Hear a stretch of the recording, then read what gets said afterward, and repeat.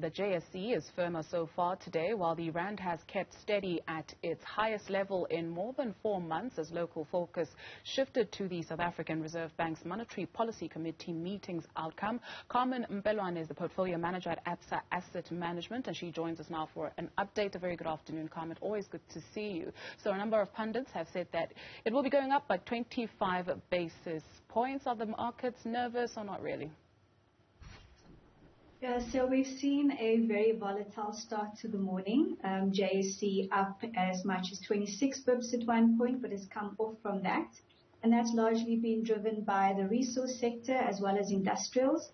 We saw yesterday that Naspers and Prosus had a really negative day on the back of 10-cent results. So we're seeing that coming through definitely this morning. Let's expand on the expectation ahead of the Reserve Bank's monetary policy decision on interest rates this afternoon. Should they hold or hike? What does it mean in either case? So I don't think that's the correct question to ask. I think is, should they hike by 25 bips or will they be hiking by 50 bips? It's highly unlikely that in the current high inflation environment that we're going to see a hold on the interest rates.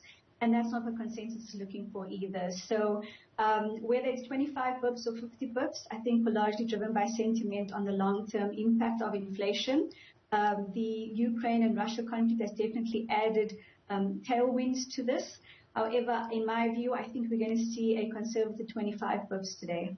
And let's continue on that as we also see the investment conference underway in Sandton, a talk shop, or will we actually see investments that lead to jobs?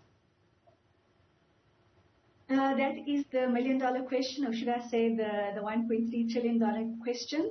So far, we've seen the president say that we've managed to raise 2/3 of that target, and of that they've managed to spend 50%.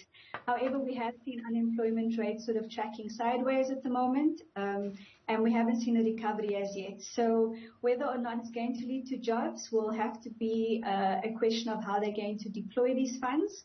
The president has given confidence that the likes of problems related to Eskom and energy unsustainability, as well as the rail and port issues, are a forefront for the government to fix.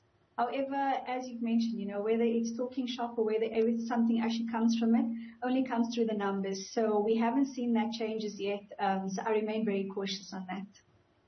Cautious indeed. Let's take a look at company Newzroom Afrika. Has more than doubled its first half headline profit. How would you characterize the results? Yeah, so headline earnings were up almost 140% for the group for the first half of the year. However, that was in line with what the guidance was, so no surprise on that side. This, as I've mentioned, was largely driven by the likes of Mediclinic as well as FirstRand, Grindrod Shipping, and the uptick of commodity prices definitely gave them a boost. However, having said that, it looks like the market hasn't been too happy. Stock is down about 3% this morning.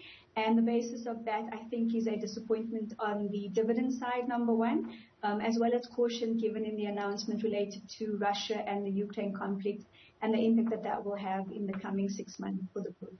Carmen Mpelwane, portfolio manager at Absa Asset Management. Thank you as always.